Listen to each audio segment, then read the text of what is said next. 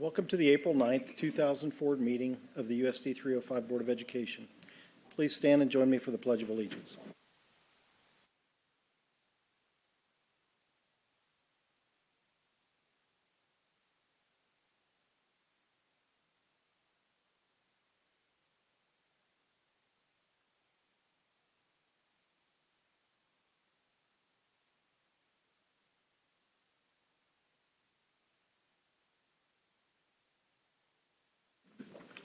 We do have an agenda for this evening's meeting.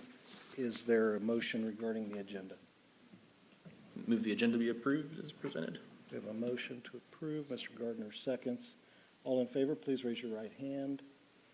Opposed, same sign. Motion carries 7-0. First item on our agenda this evening is recognitions and presentations. We have Ms. Lindsay with the Salina Education Foundation with lift presentations. Good evening. Thank you. Thank you to Superintendent Exline and the board members for allowing us to recognize our new LIFT recipients this year. And I'd like to briefly share just a little background on what LIFT means and what it does. LIFT stands for Loan Initiative for Future Teachers. And it's a forgivable loan program that's possible through generous donations from community individuals and corporations. Sort of a grow your own teacher program. Since its inception in 2006, the LIFT program has awarded $470,000 in forgivable loans to students studying to become teachers, those that are becoming Salina Public Schools' future teachers. The LIFT recipients are offered forgivable loans to assist them with the educational expenses to become teachers. And then once they return to USD 305 to teach, those loans are forgiven over the first few years that they teach here. Recipients are selected in a competitive process by Education Foundation trustees, USD 30 staff, and community members. We had a wonderful panel who interviewed the applicants, the finalists this year, and selected 6 recipients. And I'm going to take a moment, too, to share, as I've looked through the history of the LIFT program and SEF, there is a large number of LIFT recipients who are still teaching in Salina Public Schools, and I think that's really cool to see. I think almost half, actually, are still teaching in USD 305, so that's very exciting. So our 6 recipients we have this year, the trustees are making an investment equal to $95,000 in this group of individuals, and we're excited to have them become teachers. They're invited here tonight to introduce themselves, tell you a little bit about themselves, and explain why they wish to become teachers. So we'll begin with Grace Allen.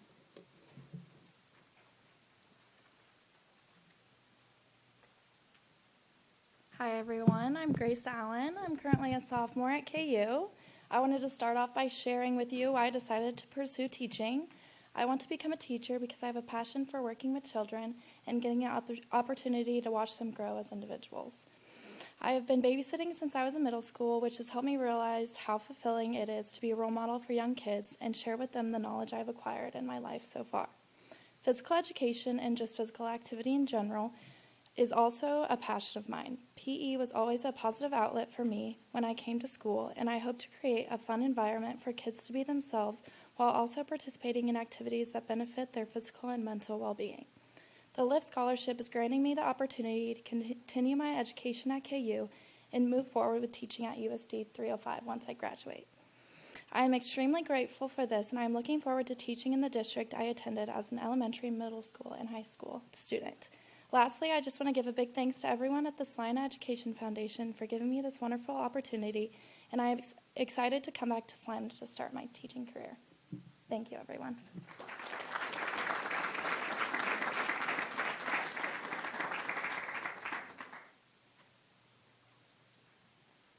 We have one recipient that's unable to be here tonight, and that's Chloe Highsmith.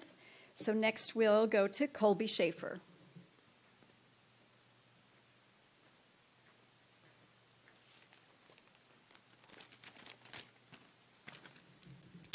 Hello, my name is Colby Schaefer. I'm a high schooler at Salina Central. I stand before you today with a desire to become a teacher, driven by my passion for being a positive role model for children who may lack one in their lives. I believe every child deserves someone to believe in them and guide them toward success. I am deeply passionate about the process of learning. There's something special about seeing a student understand something for the first time. I want to be there to help students reach their full potential and enjoy learning in the process. I have always enjoyed helping others learn, and I want to continue this. I don't really see teaching as a job either. I believe it's my calling. I feel fulfilled when I guide others to their learning and see them grow over time. I want to create an environment where all students can feel supported and have the opportunity to succeed. I'm incredibly grateful for this opportunity this scholarship represents. It's not just about financial aid, it's a sign of support for my goals. In the end, I want to express my gratitude to the LIFT Selection Committee and the Salina Education Foundation as a whole for the generosity and support. Thank you.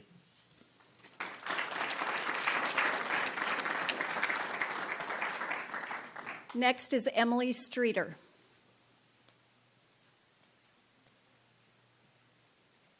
Hi, my name's Emily Streeter. I'm a senior at Salina South High, and I'm excited to be pursuing a degree in elementary education at Wichita State or Fort Hays. Come down the wire trying to figure that out.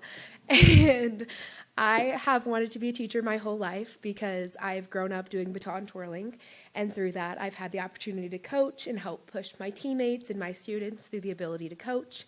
And I've just always known that I've wanted to help people, and I think teaching is the perfect fit for me because I love out-of-the-box thinking, and I like not knowing what each day will bring.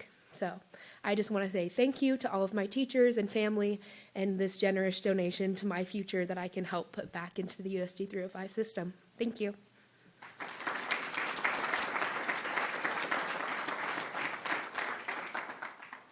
Jessica Toman.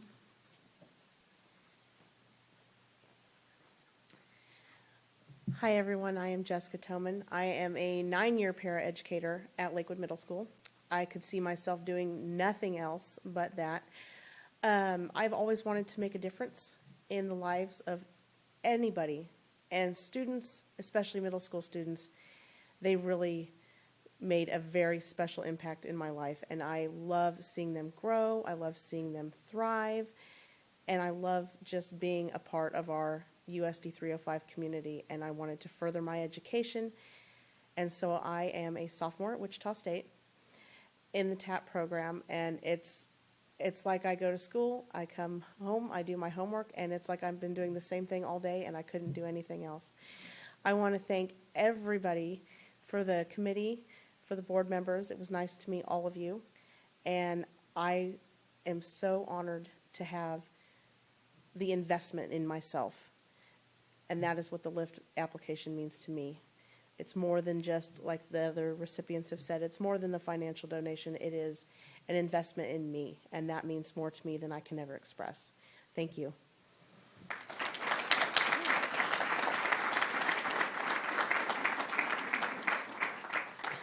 And Allie Walsh.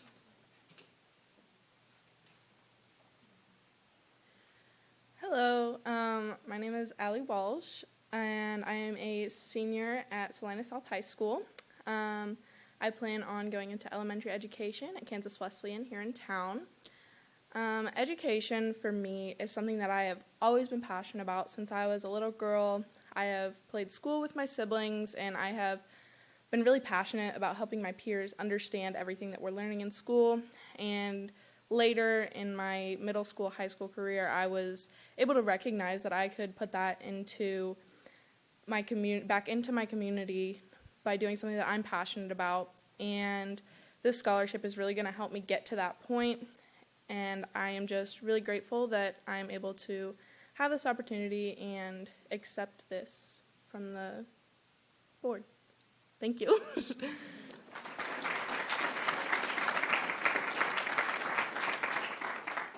Thank you all. Congratulations again to our LIFT recipients. We look forward to you becoming amazing teachers and returning to Salina Public Schools. Next, I'd like to take a moment to share information about Salina Education Foundation grant program. This has been a busy time of year as we've had grant applications and scholarship applications coming in, and I'm just thrilled that we are able to offer so much support to our schools. As I'm learning more about the foundation, I am still awed by all the wonderful opportunities our donors and trustees provide for students and staff of Salina Public Schools, and the fabulous experiences and projects are happening all the time in our classrooms.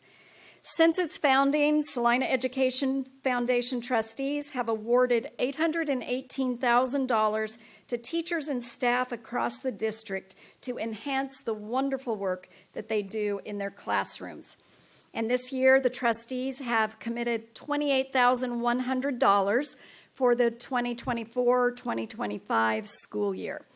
These grants are funded through charitable gifts made by many of our own USD 305 teachers and staff, the Salina Education Foundation business partners, and other supporters across our community and from all over. We're very grateful for the kindness and generosity of our donors who help make the grant projects happen in our schools. The projects we supported simply would not happen without the support of our donors. All of this year's grant recipients will be recognized in their respective school buildings throughout the rest of this month. And we're excited to get the prize patrol on the road again and visit those recipients. I did email them so they know that it's on the way. We awarded 21st Century Grants, which provide support for classroom teachers and give them an opportunity to enrich the students' learning experiences and inspire creativity.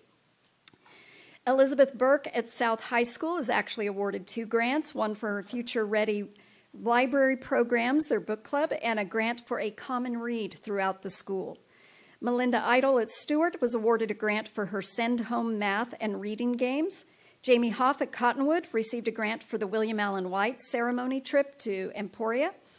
Shannon Jones and Peggy Aschenbrenner at CKCIE were awarded a grant to provide preschool prop box checkout system. Also at CKCIE, Shelley Parks receives a grant for fine motor material. Carrie Pierce at CKCIE is awarded a grant for enhancing play and social skills outside. Lindsay Radial at Stewart has been awarded a grant for reading and math intervention supplies.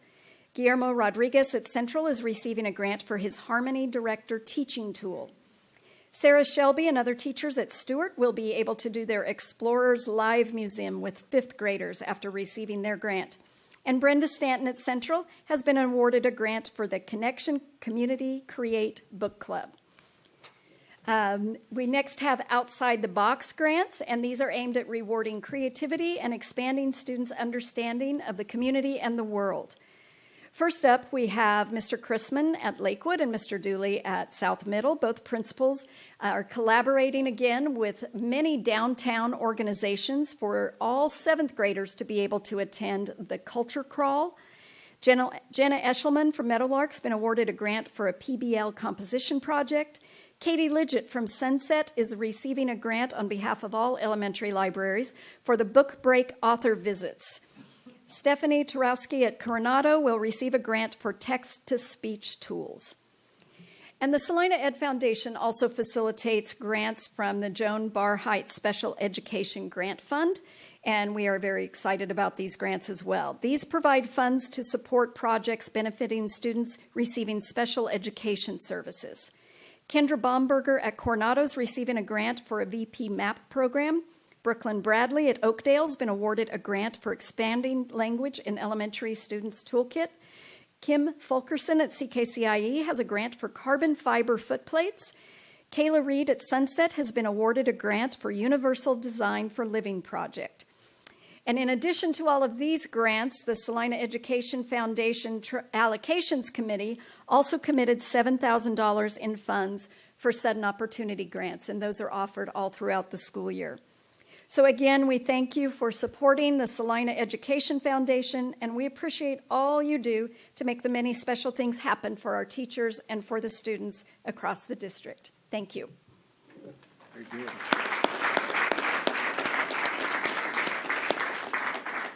Miss Lindsay, I think we'd also be amiss if we didn't take just a second and thank you for stepping in as, after your retirement from USD 305, to add more value to the, through the hard work and things you're doing with the Ed Foundation. We really appreciate all you do. Okay. The next item we have tonight is the You Make a Difference Awards with Miss Jennifer Camion.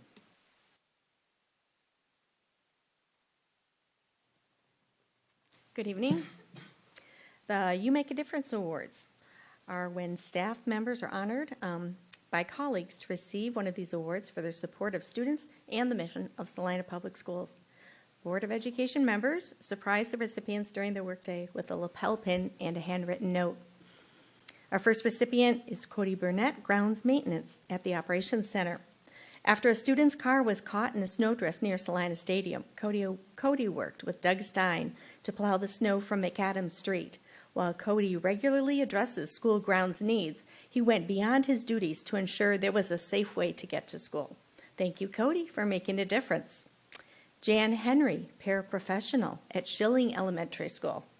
Jan is constantly working behind the scenes to support Schilling students and staff. During her time outside of work, she helps with the PTO, bingo night, and the Schilling rummage sale.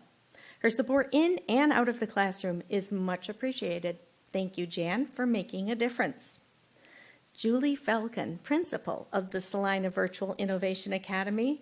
Julie has been the driving force in tailoring our virtual school to serve students in grades 6 through 12. Her leadership provided continuity and helped the school navigate program transitions. Her commitment and innovative approaches continue to elevate the virtual school services. Thank you, Julie, for making a difference.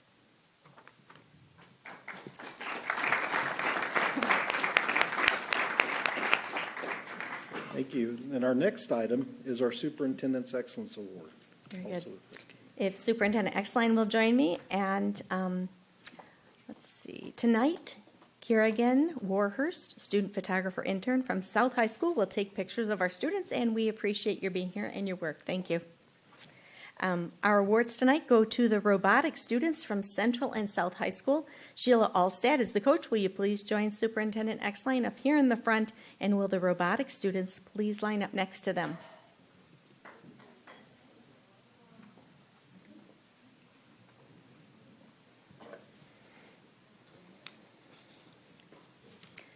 The robotics team has been active for 14 years. This year, 16 Central High students and 1 South High student competed in the Oklahoma City Robotics Regional Competition, where they finished with a record of 4-5. As I call your name, please step towards Superintendent Exline so you can receive your award. And after you've received your award, please walk to the end of the line and remain standing until all the students have been recognized. From Central High School, Eva Arb, senior. Rorik Creeps, sophomore.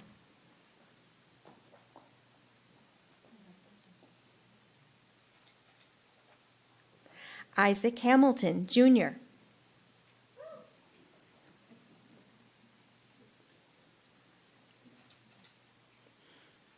Mitchell Haskett, freshman.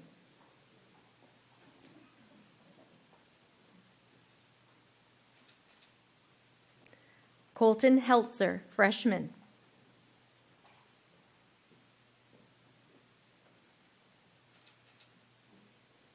Shia Heltzer, senior.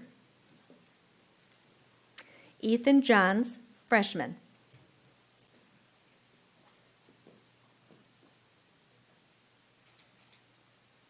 Gabriel Johns, freshman.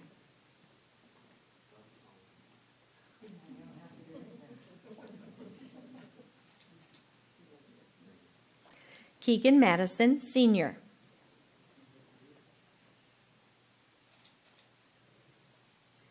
Aiden Mahalan, freshman.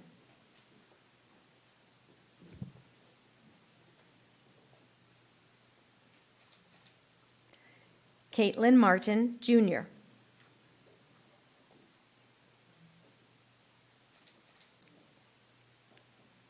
Chris Mendenhall, freshman.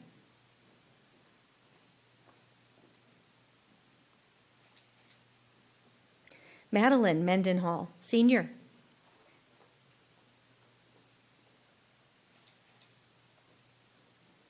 Jacob Murphy, sophomore.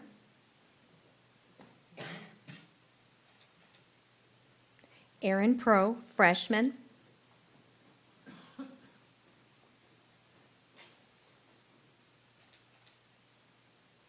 Alberto Ramos, freshman.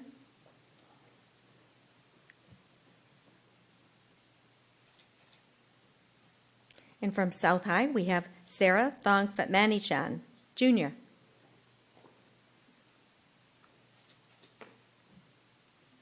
Please allow the Board of Education to congratulate you.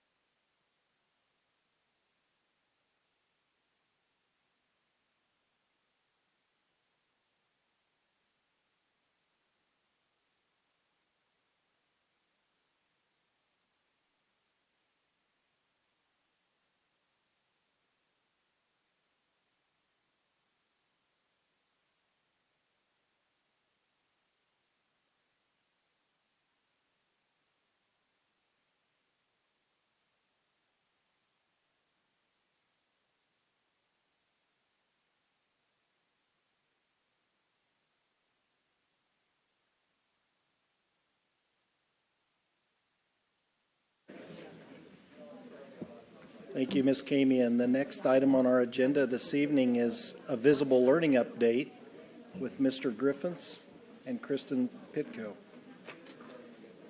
from Cottonwood.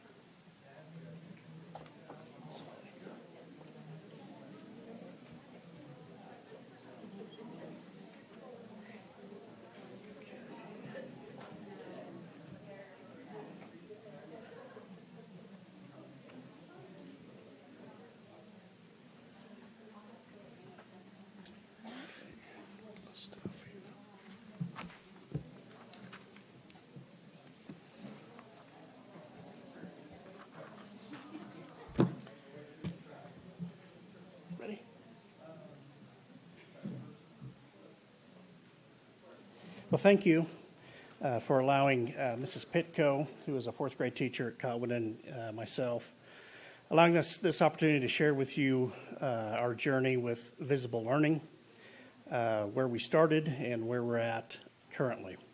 I think at Cottonwood we can go back to 2016, and I really wanted our school to have a sense of community. And I wanted community within the school, but I wanted community within each classroom. And, you know, I wanted students to feel like they belong, that they're a part of that community. But most importantly, I wanted them to have ownership in that community. But for elementary students, sometimes it takes a while for them to understand what being an owner is.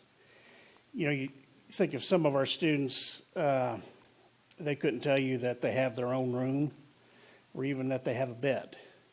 And so they don't understand what ownership is. And so we started that process of ownership because we know when you own something, you want to make it better.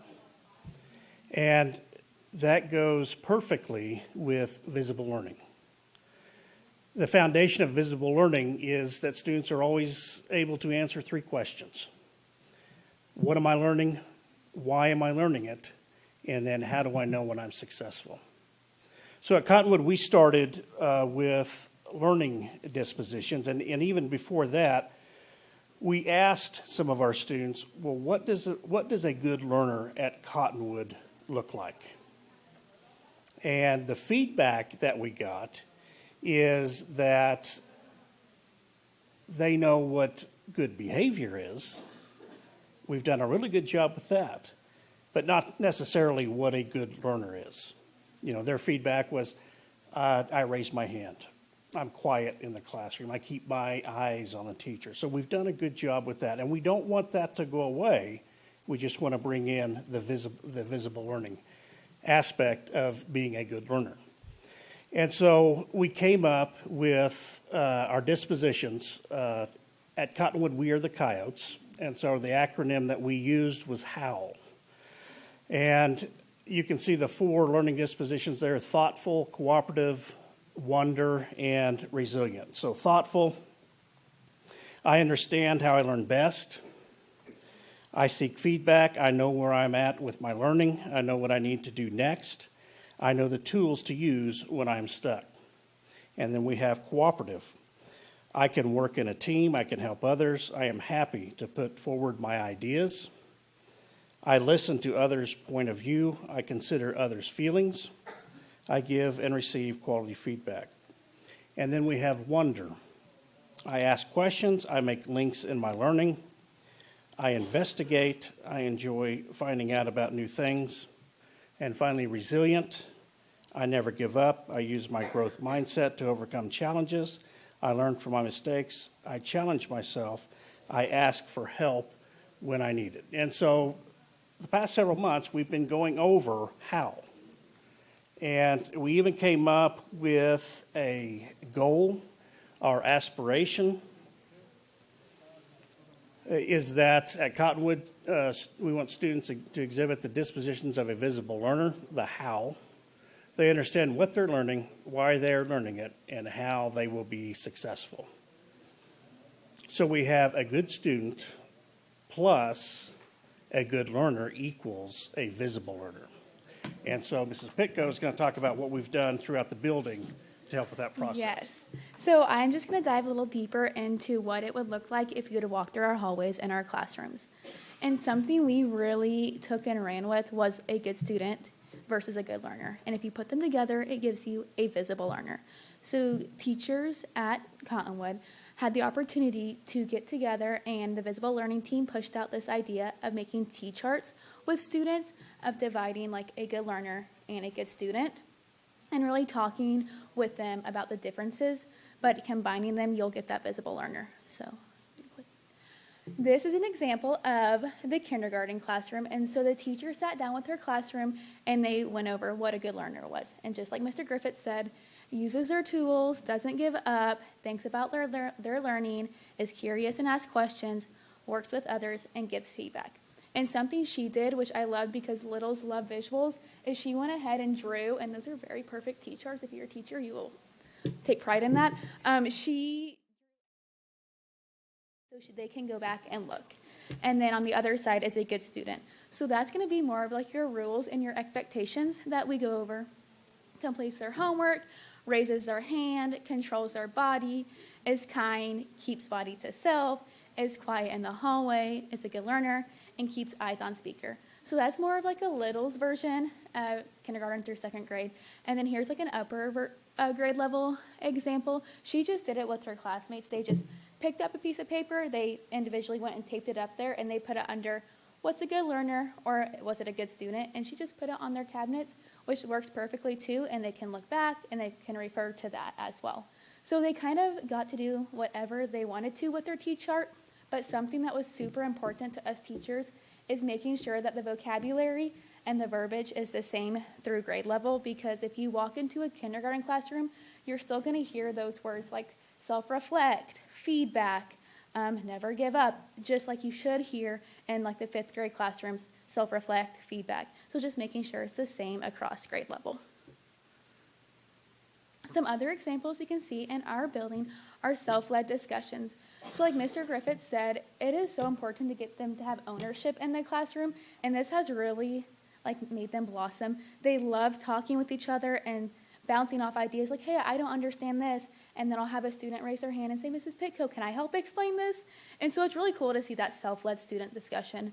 Self-reflect correctly at the beginning. It's tough to show them we're not all perfect. We're not all going to get 3s on an exit ticket, but understanding what they truly feel comfortable with on their homework or their work in the classroom, and then something they really need help with. And it's made our lives as teachers easier because they can come up to us now and say, I don't understand blank, and they can tell us exactly what they don't understand, which is really cool.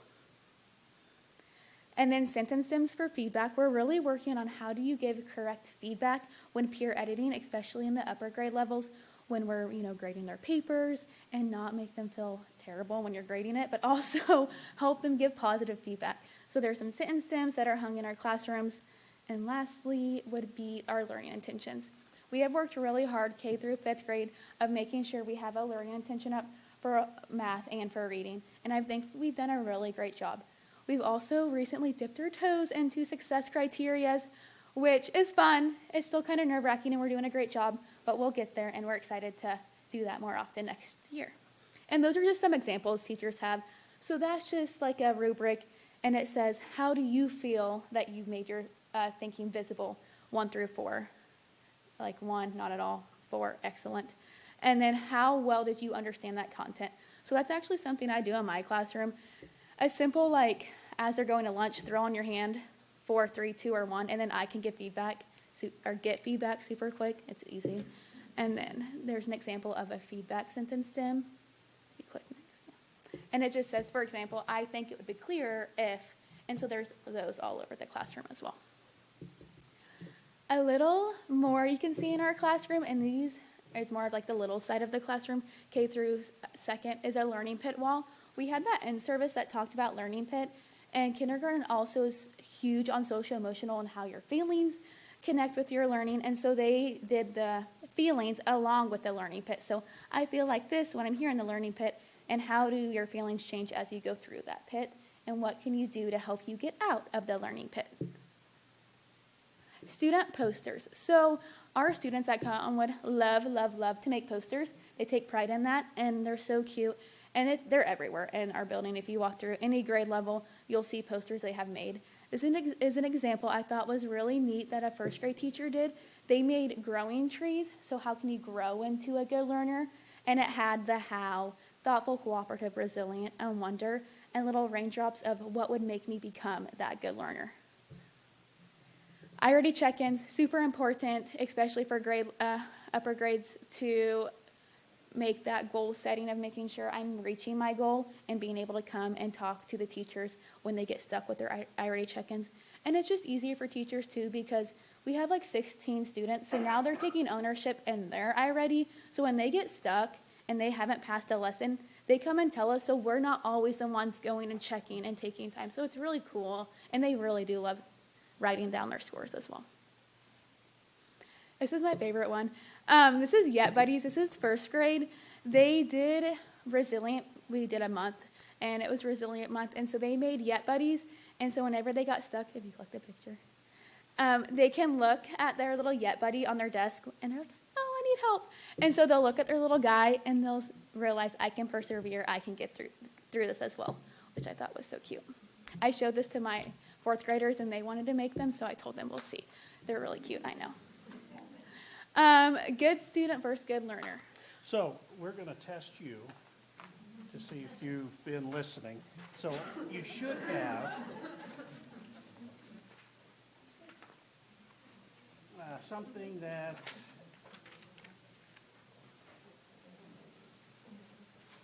yes, Bingo card. yeah, a good student or a good learner. So if you would, just take about a minute here and circle which of those pictures would be a good learner.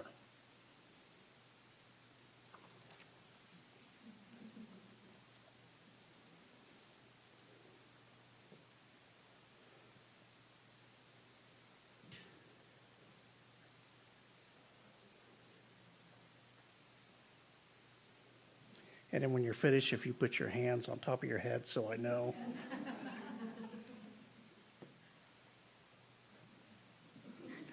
I love how you follow instructions.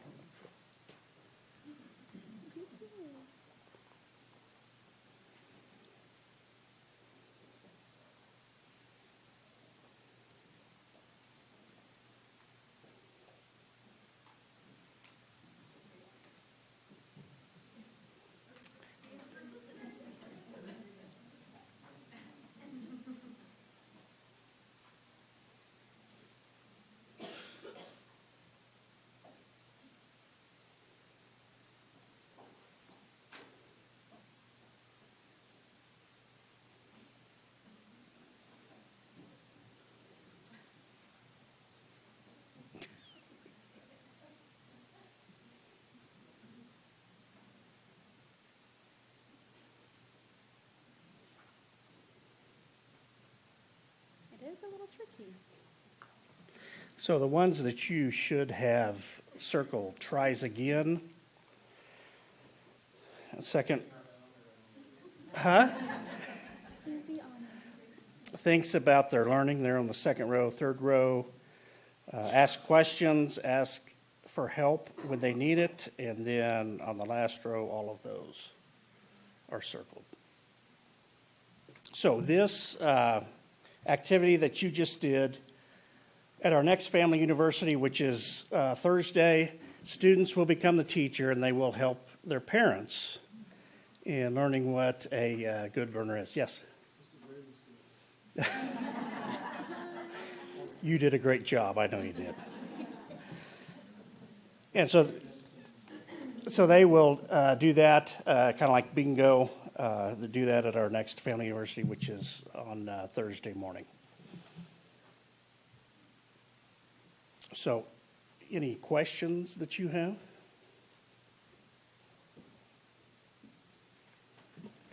I'm interested. This is a big undertaking district-wide, and I've been very excited about it.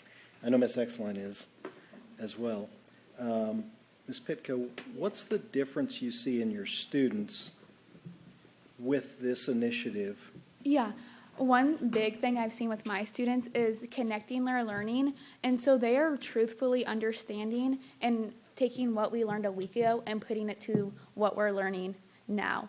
And just understanding and really feeling like they are taking ownership and working well with each other and cooperative. And you can kind of see like the maturity level too. They aren't expecting us to do everything for them. They know what is expected. We are really big in fourth grade of using our notes books and their stuff hung on the wall. So after going through what a visible learner is and what a good learner is, they know before you come to me, there's 3 other things you need to try before I am going to sit down and go step by step with you. And usually they're able to figure it out before I even have to get involved, which is really cool. I don't know. It makes me so happy. So yeah, I like it. Any other questions? Thank you. Thank you. All right, thank you.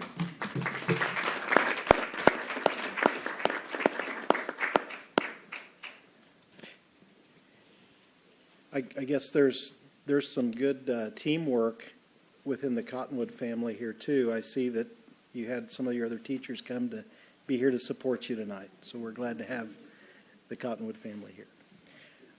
The next item on our agenda is to approve the consent agenda items, which consists of minutes of the March 5th, 2024 regular meeting, minutes of the March 18th, 2024 special meeting, the personnel report, the financial reports, which include the March bills list, the February treasurer's report, February investment report, February journal entries, to approve the encumbrance listings, to EMS Link in the amount of $41,435.36 for the annual maintenance agreement renewal for Alio, to Frontline Technology in the amount of $142,388.31 for the annual maintenance agreement renewal for Frontline, to CDWG for the subscription renewal of Go Guardian in the amount of $58,930, to Dell in the amount of $384,625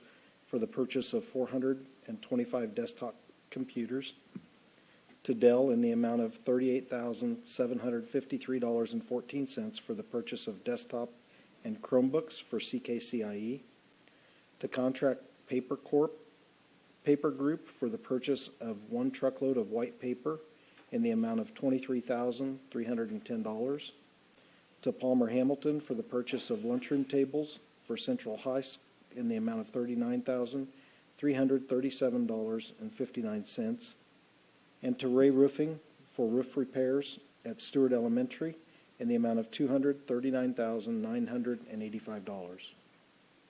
To approve architectural services for concrete and asphalt replacement to M Squared Architects in the amount of $20,500. To approve concrete and asphalt replacement bids for Schilling, Husener, Metal Arc in the amount of $280,400 $43.61 to James Coy Construction and $94,512.35 to APAC. To approve Metal Arc Elementary roof overlay and metal panel replacement bid to Ryan Roofing in the amount of $566,000. Approve the Huesner Elementary flooring bid to Floor Perfect LLC in the amount of $109,771. To approve the high school theater curtains replacement bid to A to Z Theatrical Supplies and Services, Inc. in the amount of $68,360. To approve middle school weightlifting and conditioning equipment bid to BSN Sports in the amount of $26,960.02. To approve the Central High School boiler replacement bid to American Boiler and Mechanical in the amount of $273,366.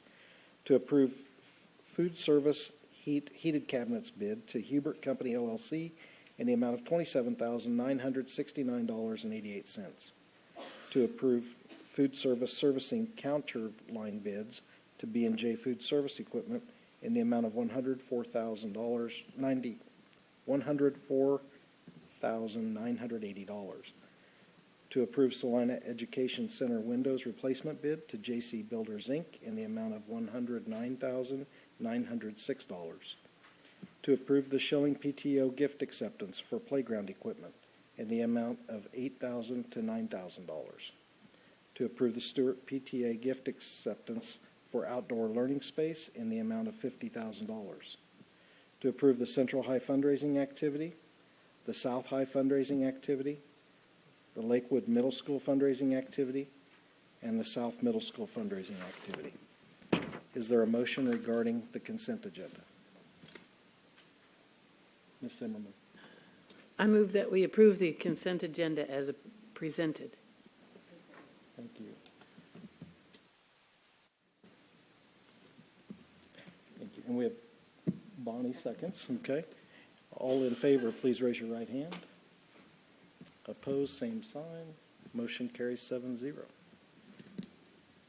Next item on our agenda is public forum. We've not had anyone request to speak, so we'll go to our action agenda with Ms. Rector and the non-resident school capacity recommendation.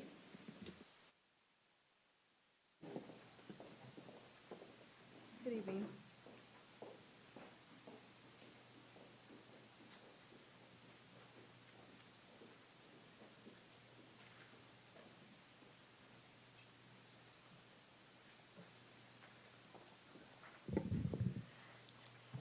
Good evening. I'm here for the non-resident school capacity recommendation. And so as we, earlier, I was here last month and I talked about the resident transfer process. And one of the reasons that we did that last month was to to get ourselves prepared for meeting the state statute, in the sense that we are to look at our available seats and our capacity at our buildings. And we needed to be able to identify that by May 1st. And so what we're doing tonight is going to present that capacity and the number of open seats, and I'll talk through how we are going to meet the policy that is in front of us and for enrollment of non-resident students. And so tonight we are doing the recommendation, and you will review all of the information that I have, and then if we get approval on this, we will then move forward and we will make it available on June 1st. The number of seats open to the residents will be published on our website. So as we think about kind of the journey that we've had to be prepared to do the non-resident enrollment, we have finished the resident student enrollment process. And so we were able to finish that in March. And with that process, we were able to identify students that wanted to stay as residents within our district that had been on a transfer. And we also wanted to make sure that we had available to our residents the ability to transfer if they wanted to for the 24-25 school year. And so with that process, we had 14 individuals, or 14 applications that were received. We had 3 elementary requests, a middle school request, and 3 high school requests that were for seats that were actually open in buildings that we could have additional students. We did have some requests for buildings that did not have open seats, and so one of the things that we said at the last presentation is we were going to learn in this process, and so one of the things that we are going to have is on our application. In the future, we will not have schools that are closed listed, and we'll have very specific information on these are the grade levels that have seats available at a particular building, because we want to make sure that everyone has the information that they need as they're filling out this application. And so then also we had employee requests that we reviewed for, so this would be for individuals that were going to be new to our school district in 24-25 or wanted a different school than they were attending at this time. And so we had 8 elementary requests, 2 middle school requests, and 1 high school request that followed the employee transfer process. So we finalized that process, and that allowed us to then go in and look at our numbers and think through what was our capacity for our non-residents. So now I'm going to go through kind of our non-resident enrollment process. And so applications will be required for our non-resident students who wish to attend in 24-25 that have not been attending in 23-24. Because if you remember that if someone wanted to continue on at the school that they were in, that they were attending this year, they would be able to do so and would be considered residents. So that has been taken care of for those families. And so this would be for non-residents that would be new to our school system next year in 24-25. And so we will open up for applications starting June 1st, and those will close June 30th. So they will have the month of June to apply. The number of seats at each school, the capacity, will be posted on our website on June 1st, so that way residents will, or non-residents will be able to see that information. Applications will be accepted for only schools that have open seats available, and that we will finish up that process on June 30th when the applications close, and then we will notify the non-resident enrollment applicants by July 15th of the decision. If we have a situation where there are more applicants than seats open to that particular school or that particular grade level, we will have a lottery process, and this will be a random confidential process. And so we will basically take those applications, we will list them on a card, and then we will randomly select and then go through that process until all of those open seats have been filled. And then we will use that information to fill those seats, but then also that helps us with the process if there is more than more applicants in a particular space. So to make sure that it is a random confidential, and that is part of the policy. In deciding our capacity for elementary, we considered the current enrollment, and so we reviewed the numbers of students on 9/20 and also the number of students on January 30th. From that, class size basically was set from the middle of our normal class range, so looking at that class student ratio, thinking through what does that class size look like. Then we calculated the grade level target enrollments and making the assumption that we were going to have 4 sections in kindergarten and 3 sections for grades 1 through 5. We subtracted the actual number of enrollment from that grade level target to be able to look at that overall total number for that building. And if a school was over 390, that school was closed and it did not have any open seats for any of the grade levels. If it was under 390, then we would look and see how many open seats were available at each grade level. This chart here represents the number of open seats at each building. And so you will see that some of our buildings do not have any open seats. The first one on there is an example of that would be Coronado. And so their number is over 390, and they do not have any open seats available to non-resident students. Cottonwood is a building that does have open seats. They have open seats in all grades except for first grade. And so this chart will be available on our website, and then like I said, also in the application we'll provide more information so that way individuals as they are applying have this information available to them right there in the application process. For our secondary schools, we went basically through that same process, looking at that 9/20 date, looking at that January 30th date, looking at that overall school enrollment, looking at the target size for particular grade levels, and then as we thought about middle school, looking at closing in middle school if it was over 750, and we closed high schools if the enrollment was over 1,000. So as you look at the capacities that we have at our middle schools and high schools, you'll see that Lakewood Middle School has openings 6th, 7th, and 8th grade. South Middle is closed because their number is over 750. When we look at the high school, you see Central High School has openings at each grade level, and South High School is closed. So what that means is that when a non-resident applies for a secondary school in Salina Public Schools, the schools that would be open for that application would be Lakewood and Central. There's a couple other notes I kind of wanted to address, is that there is no provision for transportation. So this is similar to what we had for the resident transfers, that we provide transportation based upon what is required of a school district. CASHA guidelines, these are the guidelines that oversee athletics and school activities. And so we want to make sure that families look very closely at those CASHA guidelines so that way they can make decisions, because there are things that will could impact if they go to a new school district when they have already established eligibility elsewhere. And what we do with parents that have questions about that, we get them to the athletic directors and get them the information that they need to review to answer those questions.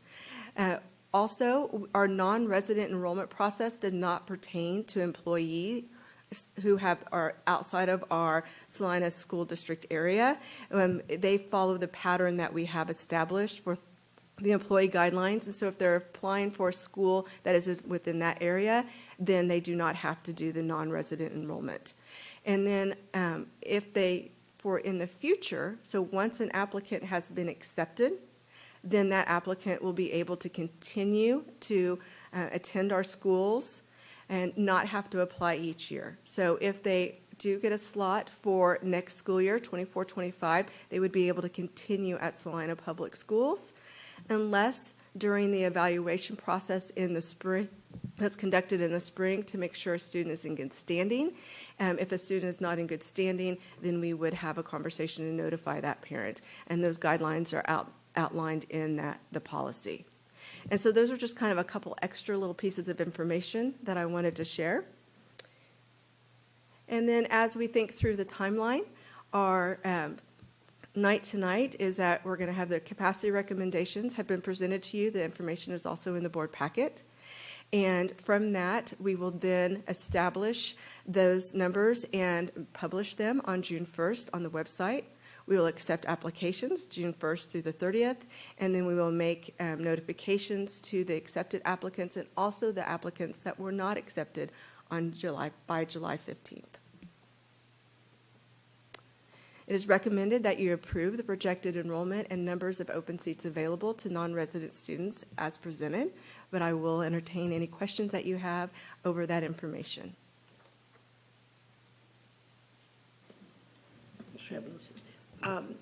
If there are any resident transfers, would they be able to apply in June then, if they missed the other deadline? Right now, the resident transfer policy is closed. If we are notified by a resident after we have finished the non-resident process, which is we have to finish that process by statute, then we will have that information and we will look at what process we may be able to put into place. But notification of that, if there is a family that did not apply, we will make sure that we have information available on the website to answer that question.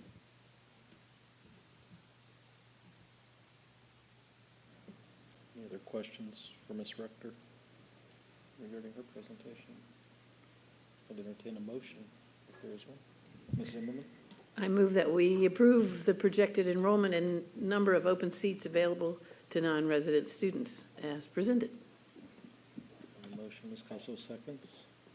All in favor, please raise your right hand. Opposed, same sign.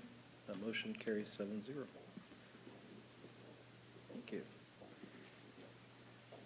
Next item on our agenda is the 24-25 Chromebook handbook with Ms. Rector. Chromebook handbook. Did I say that right? And so I am not bringing any changes forward for this handbook. I work with our MIS department and make sure that there are no recommendations that they're bringing forward. The stipulations that are in the handbook will continue on for the 24-25 school year without any changes. Are there any questions? Entertain a motion regarding the Chromebook handbook. Mr. President, I move that we approve the 24-25 Chromebook Student Handbook as presented. Thank you, Ms. Coslow. Is there a second? Mr. Grant seconds. All in favor, please raise your right hand.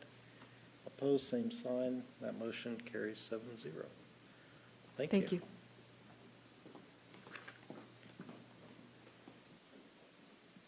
Next, we have Ms. Wright with resolution of the Board of Education's intent to non-renew contracts for probationary teachers.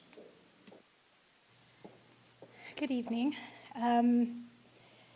As you all may recall, our ESSER funding that we have benefited from, no doubt, for the last 3 years is expiring this year and will be fully expended by September of 2024. Along with that, unfortunately, means there are some employees who have been employed in their positions that were funded exclusively through those ESSER funds. So unfortunately for the next couple board meetings tonight, we have a couple of those contracts that we are required to non-renew by the third Friday in May. So you see a couple before you this evening, and then you will see some more in May as well. So our recommendation tonight is that you approve the resolution of intent to non-renew these 2 roving teacher contracts for the next school year. It's resolution 0524, I believe. Mr. President, Mr. Grant? I move we adopt the resolution 50524, calling for the non-renewals as presented. There's a motion. Ms. Zimmerman seconds. All in favor, please raise your right hand. Opposed, same sign. Motion carries 7-0. Thank you.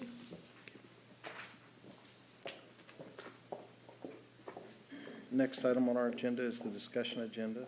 We have the 2024-2025 handbooks with Ms. Lunenberger. And Mr. Stevens, I guess. Do a joint presentation. Good evening. How are you guys?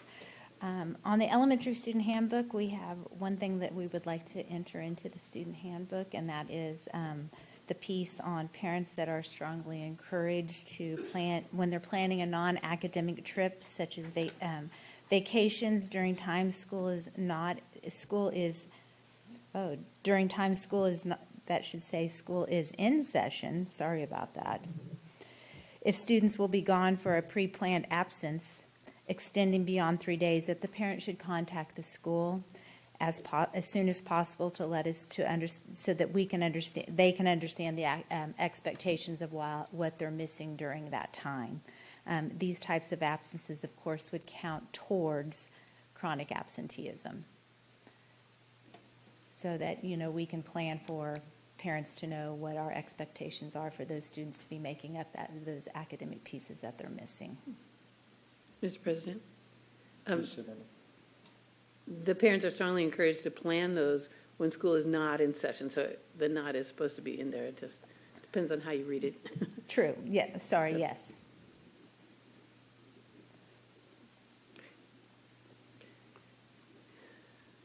So was there something in there, I guess just in the past we didn't feel it was necessary to say that, is that right? It had previously been in our handbook, and we didn't include this in our chronic absenteeism. It was in our old handbook, and we did not put it in when we updated it with our chronic absenteeism format. So that was our fault to not put it back in there, Ann. Thank you. Yes. I think when I read that, maybe it's emphasizing that even though it's a parent saying we want to take our student on vacation, that still counts towards Chronic the chronic absenteeism. Yes. absenteeism. Yes.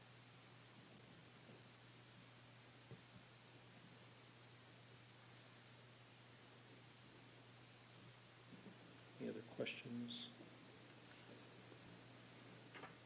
regarding the elementary handbook?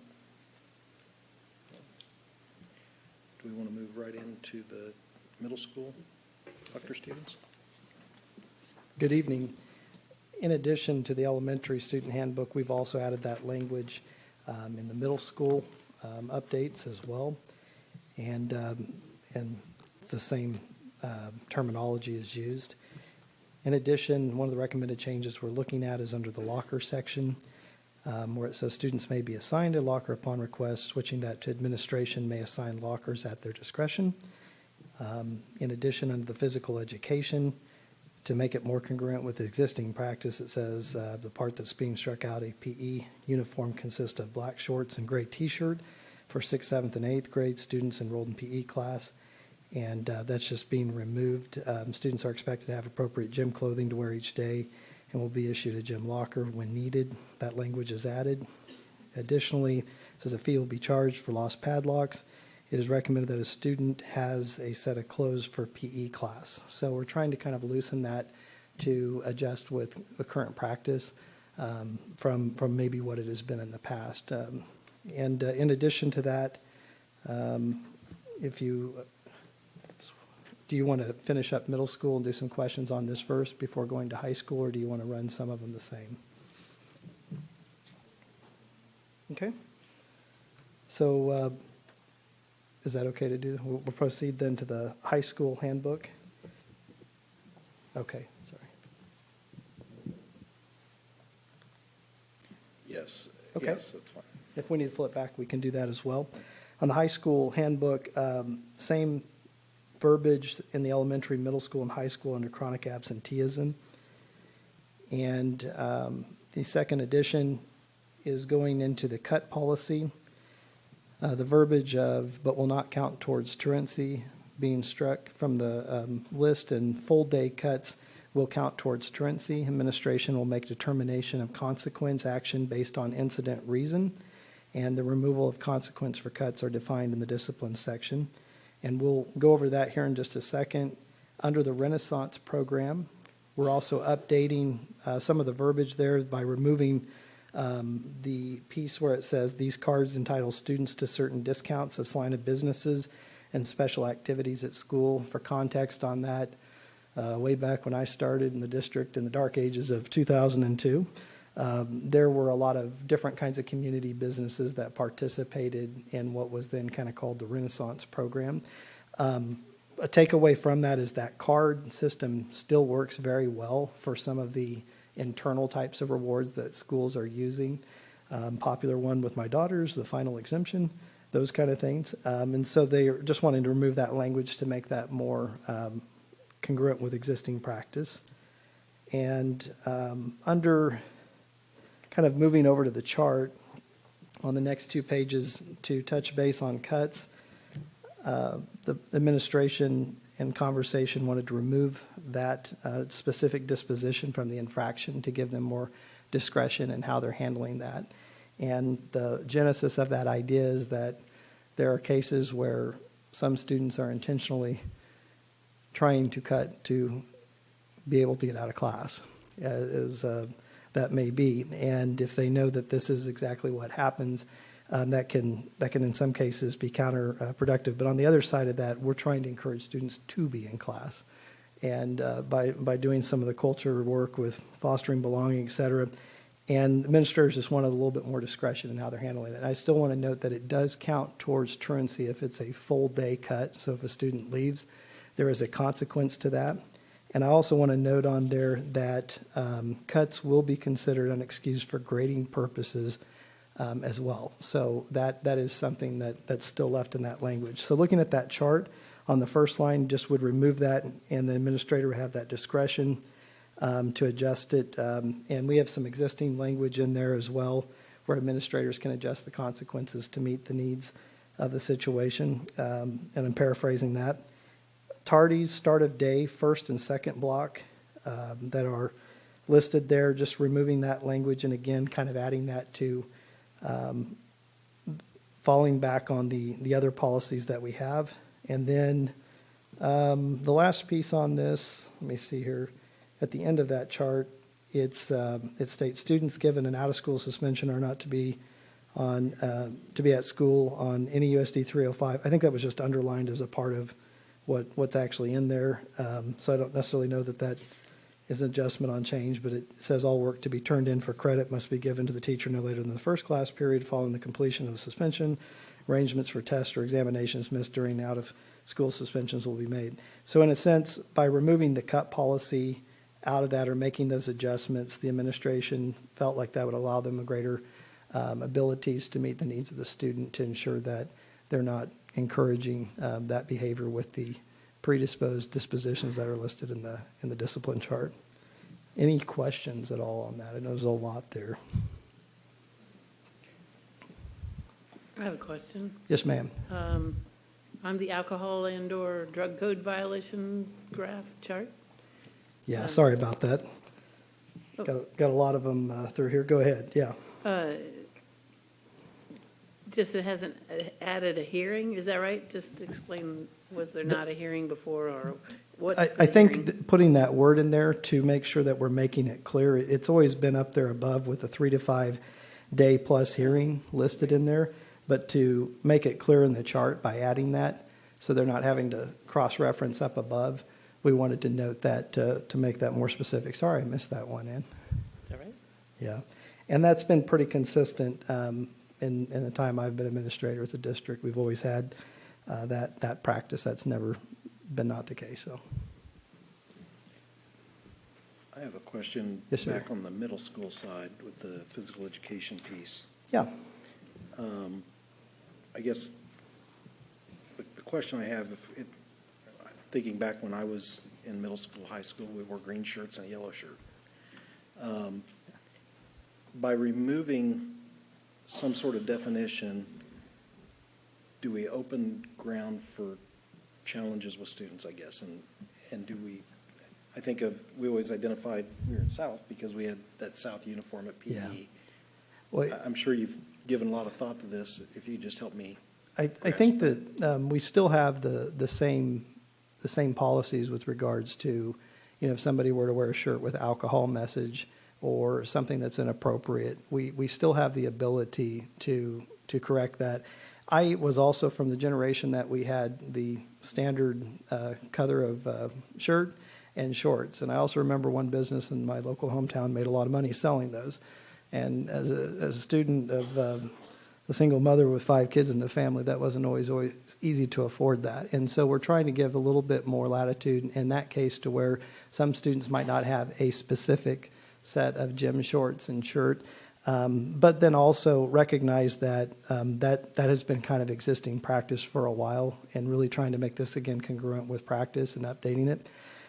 I would tell you that if a student is wearing something with an inappropriate message, I would be lying to you to tell you as administrator we catch it all the time, but it doesn't take long for it to come forward if it's explicitly against kind of the standards of what our community would expect. And so this allows us some flexibility in meeting those students that maybe don't have a specific specification for a uniform for gym, but do have some clothes. And then again, it does kind of follow with what's been existing practice for a while. Even since I was at South Middle, I don't necessarily know we had all students wearing the same specifically described outfit.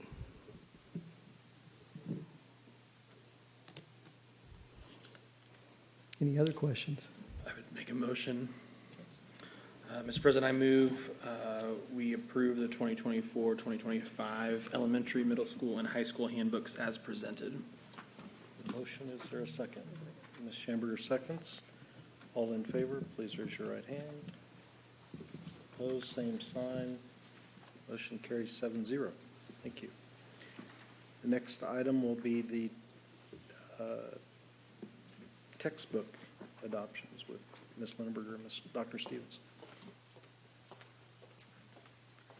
We'll keep with the tradition and let the elementary here go first. She just had to grab a couple items here.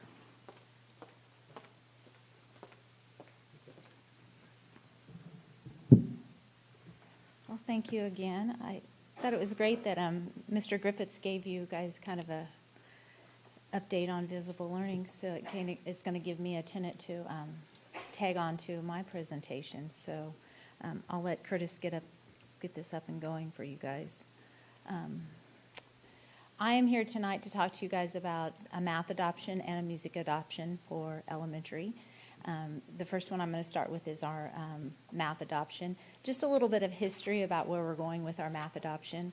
In 2016, we did a pilot of it was called Engage New York. For all of you, that was a free math experience in fourth grade to see if we would like where Engage New York was taking us, and we had a great success with that. And so that following summer, we decided to go full on board with the Engage New York, which is actually a product that you purchase. We sent some people to PD, and we started seeing huge success in that, and we have done that since 2017. Lots of things that our kids have lots of hands-on experience with, but I think the key word that Mr. Griffiths told all of you was ownership. Engage New York, the big piece about that is that you teach kids strategies and ways of manipulating a math problem. It might be a number line, it might be number bonds, it could be tape diagrams. It can be many different ways to teach a child how to solve a math problem and using their problem-solving skills. When we started on this adventure to look for a new math program, we looked at several of them, and every time we came back to, there's just not enough rigor for what we've been teaching our elementary kids. We just didn't see that capacity there of what we have been doing since 2017. We just kept coming back to that, is that we didn't have that foundation of allowing our kids the ownership in their own learning. We've taught them these strategies, what worked best for you to solve a problem, and because it was so strenuous in all these other textbooks that we kept looking at.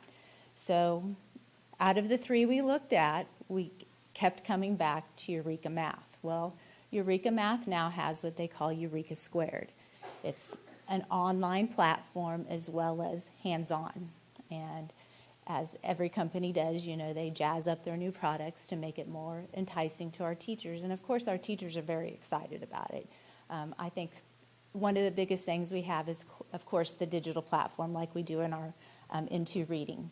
It's the capability of a teacher to take things home and plan online and not having to carry, you know, the big math books home and, you know, your cart behind you and things like that. Also, you know, they have wonderful charts on, you know, for the teachers to use in teaching and having kids come up to the board and manipulate things on the board when we're doing our whole group sessions. There was, you know, some pause about the manipulation piece.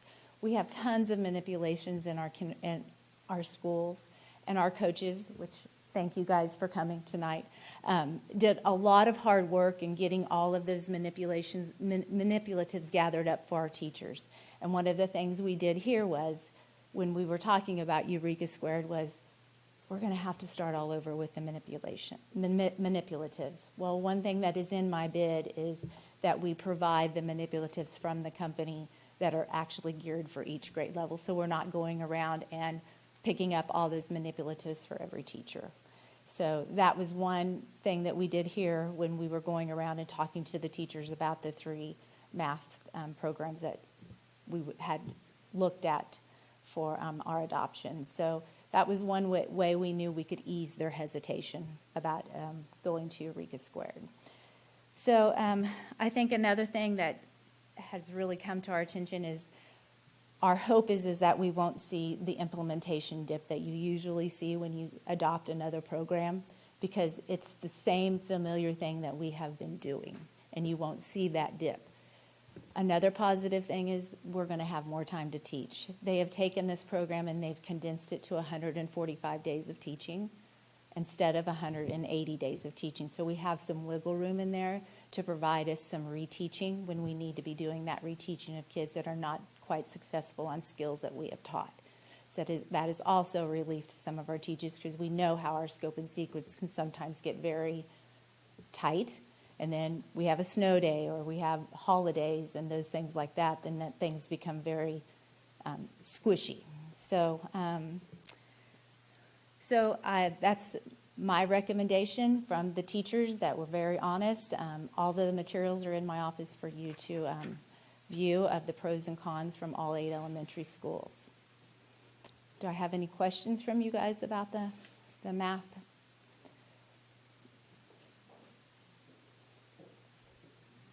Okay.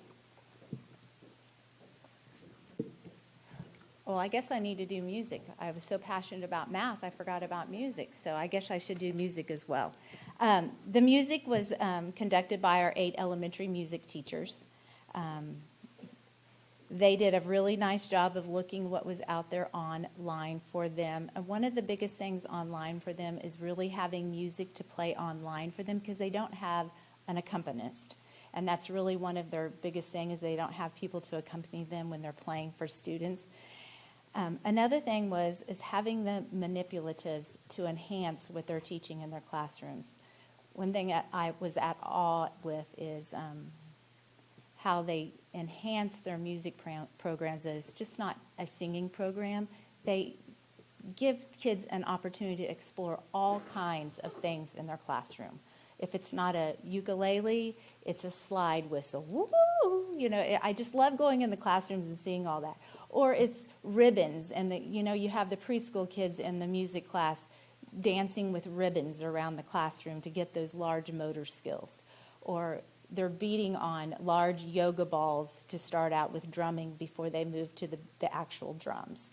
So there are a lot of fun manipulatives that they're doing with in the music class that's going to enhance their online techniques. And that exploratory with all those manipulatives give them an opportunity before we go to strings and band in 5th grade. So also, it's good for their brain development and their large and small motor development as well as what they're enhancing in their music classes. Okay.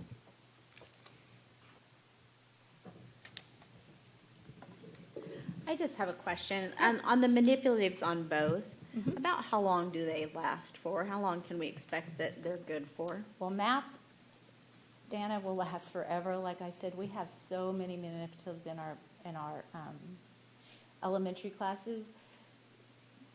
The struggle becomes with the math manipulatives is that when it comes time to presenting something in the classroom, like I need 8 linking cubes for every student in the building, is going and collecting all those, getting them in the little baggies so that each kid has it.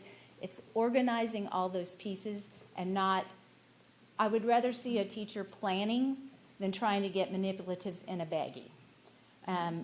So that's the piece that comes with the kits. Those are already organized and ready to go. So a teacher just has to get the kit out and it's ready to present to the classroom. I mean, I've seen things last a long time. Okay. Like a digital clock, teaching the clocks, the hands can wear out just like Sure. anything else can wear out. The music pieces, like I know a lot of the music pieces or the manipulatives in the music classroom have been there forever.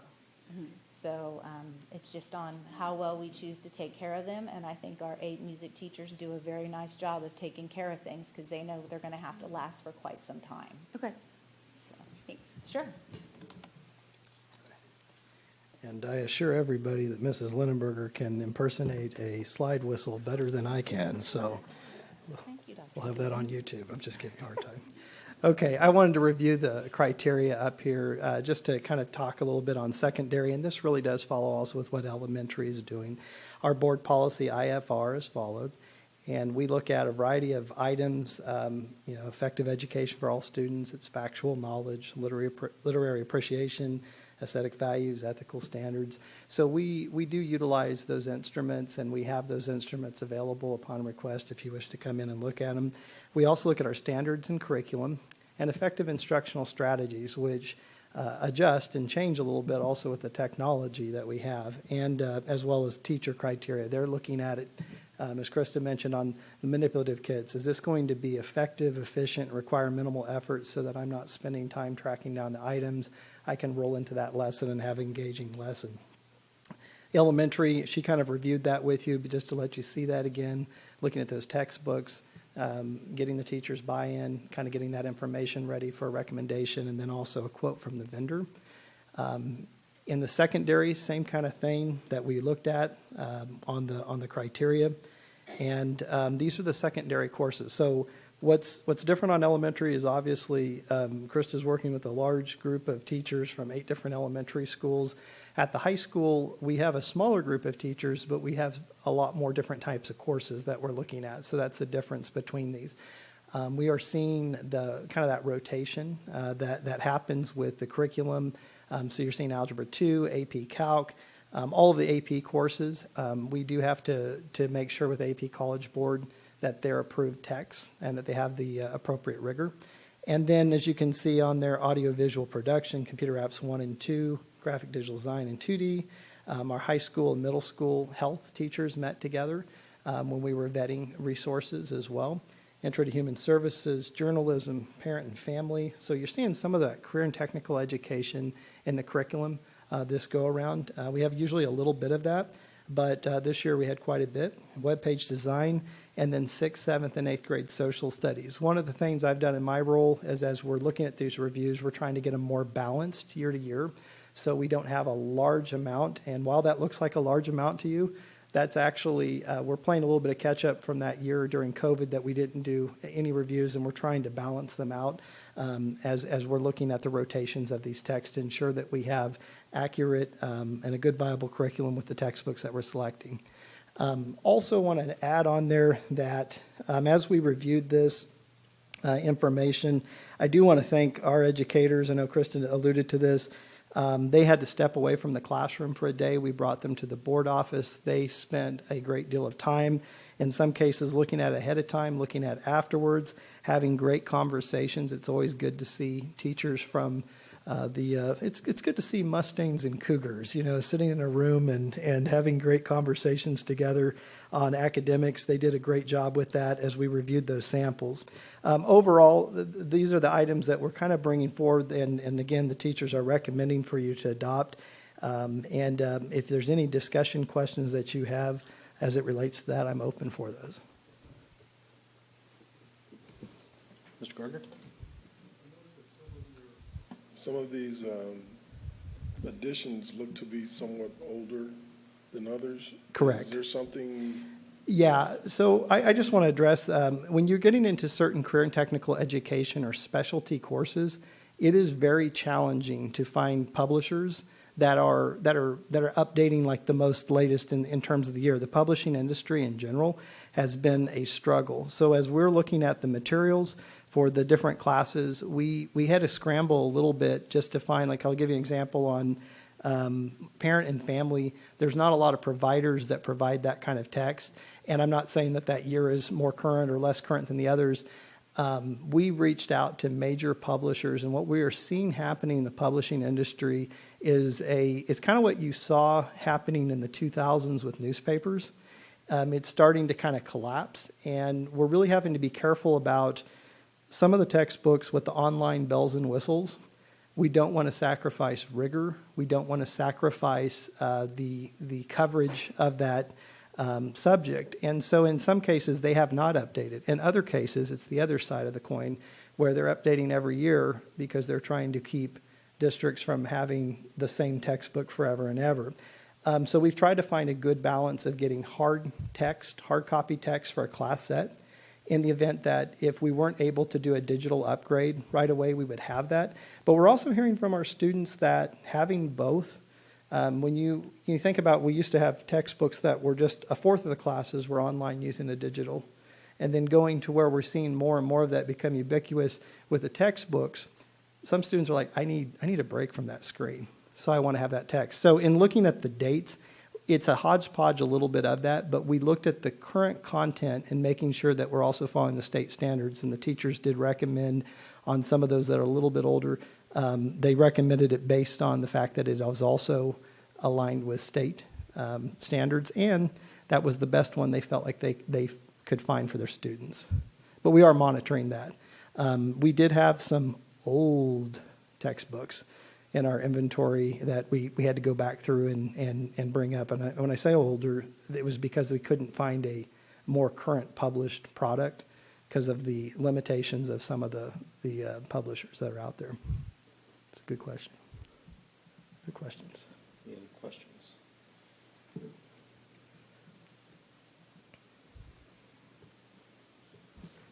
Okay.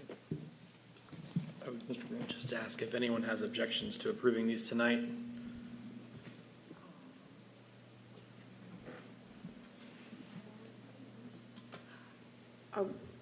It's available to look at the Absolutely. books. I remember a couple of years ago, I came and looked at the reading books before we adopted them, and that's available for all of the board to do as well, right? Well, I would like to look through some of them, not that you didn't do a good job, but I would just like to be active in that process. And I welcome anybody that wishes to come into our office and review any of the textbooks that are there. They're kind of stacked up in my office, and I know you have some of the elementary ones in yours, so that's fine. So that is an item on our discussion agenda. Sounds like we'll table that and review it next month as an action item. Okay. Very good. Next item on our agenda this evening is school board reports and upcoming dates of importance. We do have tomorrow a tour that's been scheduled at Stewart. Hopefully, many of you can come at from 10 to 11:30. It's a great time for them to highlight the school and the activities going on there with the retirement reception, and then, of course, graduation coming up for Salina Adult Ed and the two high schools. Ms. Zimmerman, we'll go to you. Yes, I attended the Parks and Rec Advisory Board meeting. One of the more interesting things we did there was review a proposal by Leadership Salina for removable sun covers over the concrete in front of the Eric Stein stage to make it more comfortable in the sunshine in the summer. Also that there's a new lodge at Indian Rock Park. I attended Salina at the State House with the Chamber of Commerce, and I was impressed with the Secretary of Transportation and learned that one of their new projects is to replace the I-70 I-135 intersection with something that works better, and also figuring out a way to keep the traffic flowing while that's going on over a couple of years. I attended the Kansas Association of School Boardsmanship training here with several different school districts. I attended the play at Central Our Town, which was very impressive. A wonderful old play. I also attended the Emperor's New Clothes at South High. I attended the District Health and Wellness Committee with Lane Norris, and there were so many things there. I can't repeat them all, but they were discussing that they are serving local beef in the schools, also that they are serving healthy treats at the elementary play days and in several other activities around the district. I had delivered the You Make a Difference Award to Jan Henry at Schilling, and as I went in to give it, as I was walking through the halls, one person said, "Oh, I was just about to nominate her for that." So she was quite a quiet star at Schilling, so that was a lot of fun. Thank you. Ms. Kessler? I attended the boardsmanship training. Ms. Schamberger? I handed out a You Make a Difference Award and attended the Parks and Rec meeting. Mr. Grant? Attended the CKCIE Board of Control meeting, just lots of preparations going on for next school year. I don't think anything else to report. Mr. Gardner? Attended the Heartland meeting. They are making some traction as far as employment. So very proud of the things that they're doing over there. Had the pleasure to give Julie Falcon You Make a Difference Award for the virtual They're doing some great things there. They deserve some credit and some acknowledgments for that, so hopefully one day we'll be able to do that, but they're doing some great things there. And also attended the board training here. Mr. Gebhardt.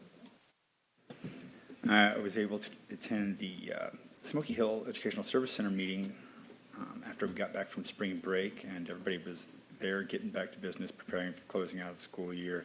We covered contracts and new hires and some other incidental items that took place. Also attended the KASB continuation of fundamentals of boardsmanship training too. Then there was also the Salina South Academic Letters and Award Ceremony that was in the auditorium over there for what I counted to be over more than 300 recipients. So great to see them out getting recognized for all their academic achievements. Thank you. I attended the boardsmanship training with many of you, and also the chamber meeting recently. It's always interesting to see the impact that our district has, community-wide, even on the business level, and those pieces. We'll now go to the superintendent's report with Superintendent Exline. Just a couple updates for you. The first is I wanted to share with you how we're doing on chronic absenteeism.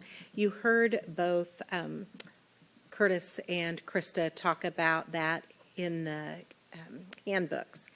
And we track that data every single week. We have building teams that are working on trying to work with families on attendance every single week of the year. We currently have 10 buildings as of Monday. We had 10 buildings that were doing better than last year. The others were just like right there. And out of the three that are above last year, they all declined in the last week. So of the 13 buildings, everybody is either better than last year or showing improvement over time right now. So that's good. I want to just give a shout out to Central High. They are down nearly 8% this year with chronic absenteeism. So they are really, really working on that. Overall, we have a 2% decline. We had a pretty significant decline last year, but again, we're seeing improvement just overall.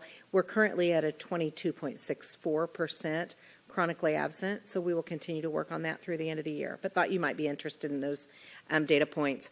I did attend the KASB Women's Leadership Conference, and I was on a panel during that in this past month, and also attended Commissioner Watson's Advisory Council. There are a small group of superintendents that meet with him to discuss issues, so got to do that. Wanted to talk to you just real quickly about House Sub for Senate Bill 387. That is a bill that pairs funding and policy. I did reach out to our representatives asking them to oppose that, and both Representative Howe and Representative Kincannon did oppose that. It actually provides statutory changes to how special education was funded, and that was concerning to me. It also counted local option budget dollars, which is a tax that you have to levy and be responsible to your tax constituents about. It was counting that as state aid, and both of those things were concerning to me. There were additional policy things that were concerning as well, but those were the two big ones that I visited with our representatives about. I want you to remember that we shift $5.4 million every year from our general fund budget to special education to make sure that we're meeting the needs and the federal IDEA requirements for our special education students. And when we make that shift, what happens is all students, including special education students, don't get the level of service that they could be provided in our general education setting because we're using the funds elsewhere. So it also had no long-range plan to fully fund education.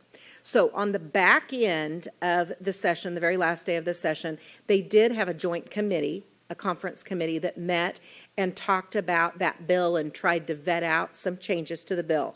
What came out of that conference committee addressed the LOB concern that I just described, and it also added $75 million to special education funding, which is very similar, right in line with the governor's plan. And so I will be encouraging our legislators to go ahead and vote yes on that, because that does address several of the concerns that we had in our legislative platform. So I just wanted you to have an update on that. It's still House sub for Senate Bill 387. The last thing that I wanted to talk to you about was the chats that I've been doing, the SBS chats. I had a chat with the Oakdale students. I had a group of K through 2 students and then a group of 3 through 5 students, and it was really fun. There were about 45 kindergarten through 2nd grade children in the room when we were doing our chat, and a few fewer at the 3rd through 5th grade level, because they had so many kids that wanted to engage in that opportunity to just visit with me. And I just want to share with you that our students overwhelmingly said that the best thing about Oakdale Elementary School is their teachers and staff and how much they love them and care for them. And they were naming staff member after staff member after staff member. And I really like that, because I really do think that what makes the difference in our kids' lives every single day is the quality of the teacher and the quality of staff that we have right out there in the buildings face-to-face with students. So that was fun. I do have a community chat coming up next week on the 15th at 2 o'clock, and then I have a chat coming up with South High students as well. So still engaging in those conversations, trying to figure out how do we make this the very best place to work and learn and send your children. Very good. Thank you, Superintendent. Excellent. We do have a need for executive session for negotiations. How long do we think we need? 15? 10? If we could get 5 minutes between now and then, whoever's making that motion. Mr. Grant? Mr. President, move the Board of Education go into executive session at 7:11 for 10 minutes for the purpose of discussing employer-employee negotiations, because if this matter were discussed in open session, it might jeopardize the resolution of the negotiation issues, and then the Board of Education reconvene into open session at 7:21 in the SEC room. The motion, is there a second? Second. Ms. Zimmerman seconds. All in favor, please raise your right hand. Opposed, same sign. Motion carries 7-0. We'll be in executive session.